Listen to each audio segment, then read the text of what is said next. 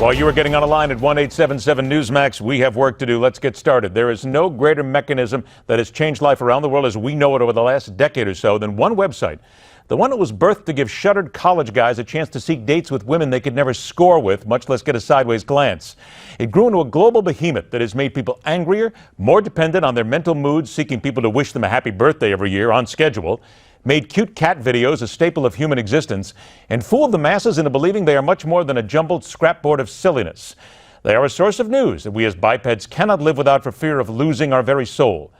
Now Facebook has become a rallying cry for those insulted that they have apparently throttled down the conservative political message, which should have caught no one by surprise, seeing as their founder could not be more liberal if he had it flash painted on his forehead and framed in neon letters. Their meeting with leading conservative groups has the social media world abuzz. But why? Let us begin by setting the table with Miranda Kahn. Miranda? Ed, you ask why? Because it feeds into what many conservative voices have thought all along, that most media outlets lean left. It's a good time to search for them, to find the other side of the story, or realize there's actually 17 sides to the story.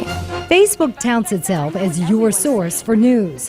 Find out what everyone's saying. But lately, the social media side has become the news. After allegations surface, it censored conservative viewpoints from certain organizations, including Newsmax. If that turns out to be true, it's very disappointing, and, I think it undermines the credibility of Facebook. I don't think it's great for Facebook. I think it further brands them as sort of liberal. Two of Facebook's former news curators made the claims in this Gizmodo report. Facebook quickly denied the allegations and agreed to launch its own investigation. CEO Mark Zuckerberg even agreed to meet with more than a dozen conservative leaders, posting this on Facebook. I want to have a direct conversation about what Facebook stands for and how we can be sure our platform stands as open as possible. Every tool we build is designed to give more people a voice and bring our global community together. Included in today's meeting, television personality and radio host Glenn Beck, Fox News co-host of The Five, Dana Perino, president of American Enterprise Institute, Arthur Brooks, and senior advisor to Donald Trump's campaign, Barry Bennett. Whether or not it will make a difference, no one really knows for sure, but we do know most of us can agree on this. I just can't imagine anybody using Facebook if it means that they're not going to get the Newsmax point of view. Have to love Betsy McCoy, right? Well, every day, 1 billion people actively use Facebook, and with reports suggesting that more than 40% of them turn to it for news, you can bet this is an issue conservatives will keep close tabs on in the months ahead. Ed, back to you. All right, thanks, Miranda. We're going to slice out a few minutes for your succinct and on-point comments here momentarily. Now, get on the line, stake your spot, 1-877 Newsmax, 1-877-639-7629. First, let's bring into the discussion the oldest conservative lobbying organization in America, started in '64 by then influential political commentator William F. Buckley. One that you would think has plenty to say right to Mark Zuckerberg's face on this issue, but chose not to attend the gathering. Why and where we go from here are the questions to be answered by the executive director of the American Conservative Union, Dan Schneider. Dan, it's a pleasure. Thanks so much for joining us, and let's get right to it. You guys did not attend the meeting. Why not? Well, look, the problems with Facebook are deep and wide. We've been trying to talk to Facebook for quite some time about some of their interesting policy points of view and some of the ways that they've conducted their news operations. They've not really been interested in engaging with us in a fulsome conversation, and none of this is a surprise to us. In your piece that you just had, I heard somebody indicate that they were disappointed about Facebook. I think maybe the most important thing for conservatives is to understand that, like most corporations today, big corporations, especially Silicon Valley corporations, they're run by liberals. And I'm not suggesting that people boycott big corporations or boycott Facebook. We just need to know what the reality is and not be saps. There's two things then that come to mind. First of all, this meeting that Mark Zuckerberg is having with conservative individuals today, is this a con job by Zuckerberg? Well, I know what it's not. It's not going to be a fulsome discussion. It's not going to be a meeting that's designed to fix any problems. And if we take Mark Zuckerberg at his word, he's not going to apologize for any mistakes either. What we would like to do is begin a real dialogue with Facebook to fix some of these problems and address some of these real problems in a real way. Let me ask you the second point on this, and I brought this up many times, and I'm very serious about this.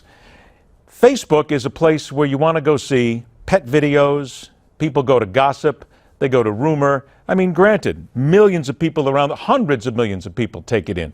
But why are we making this big a deal out of what is basically nothing more than a rumor coffee klatch site? I mean, is it that important because so many people actually believe they get the real news from Facebook, when from the first moment you turn Facebook on, all you're getting is just a reason to argue with people more than anything else? It's not a real news source. Well, Ed, I think that maybe you're glossing over one important point, which is throughout human history, comedy and culture have been upstream of politics. So those kittens that you see, that draws people, and it gives a platform to an organization that then wants to influence the way people think.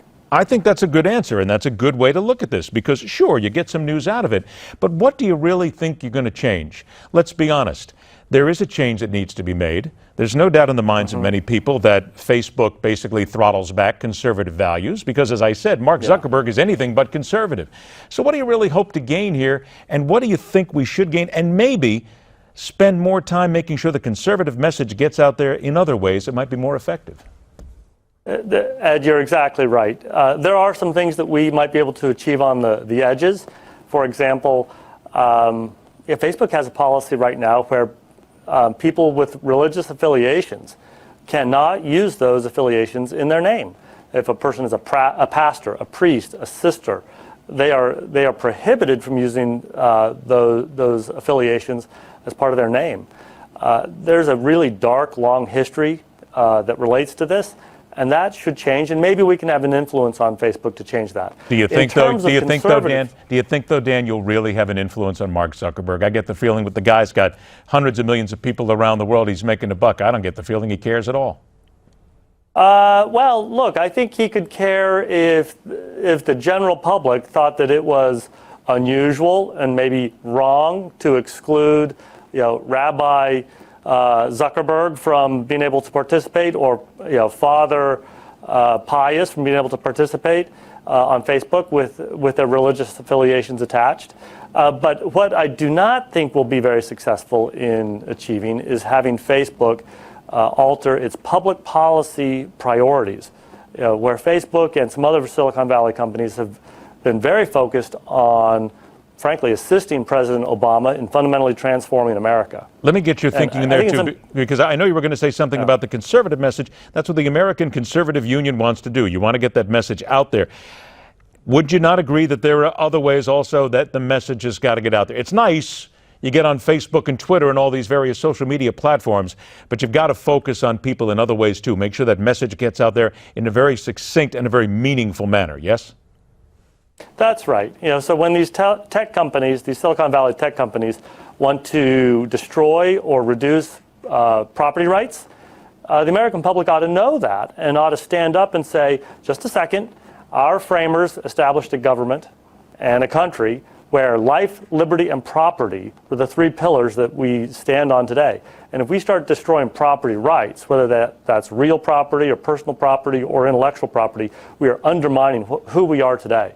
And these tech companies, many of them don't like intellectual property. They want to devalue intellectual property.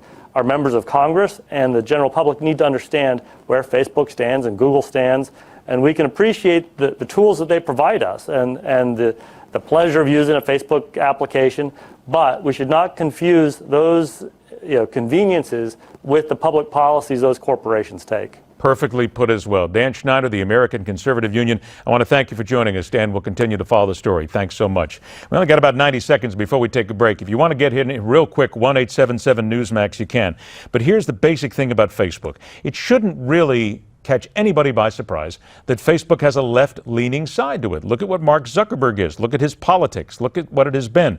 It still is something that you need to understand. Because look, folks, let's be very honest here. Facebook is not a legitimate source for unfiltered news on a daily basis. What do most of us use it for? Most of us use it to talk to our friends, to our family.